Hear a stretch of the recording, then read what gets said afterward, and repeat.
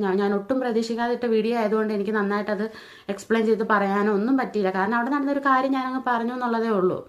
അപ്പം അത് പെട്ടെന്ന് റീച്ചായി. അങ്ങനെ റീച്ചാവുമെന്ന് ഞാൻ വിചാരിച്ചതേ അല്ല.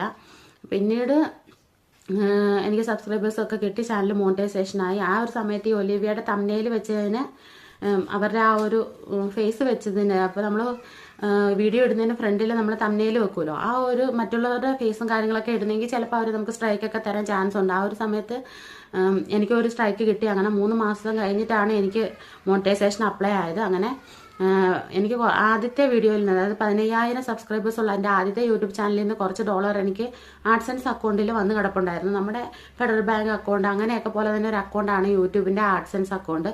അപ്പോൾ നമുക്ക് വരുന്ന ഏണിങ്സ് എല്ലാം നമ്മൾ അതിലോട്ടാണ് പോകുന്നത്. അപ്പോൾ അവിടെ കിടന്ന കുറച്ച് ഡോളർ ഉള്ളത് കൊണ്ട് പെട്ടെന്ന് തന്നെ എനിക്ക് വീഡിയോസൊക്കെ ഇട്ട് അത്യാവശ്യം വ്യൂസ് കിട്ടി. ഇപ്പം അപ്പോൾ ഒരു കാര്യമുണ്ട്, ഞാൻ കുക്കിംഗ് വീഡിയോ ആണ് ഇട്ടുകൊണ്ടിരുന്നത്.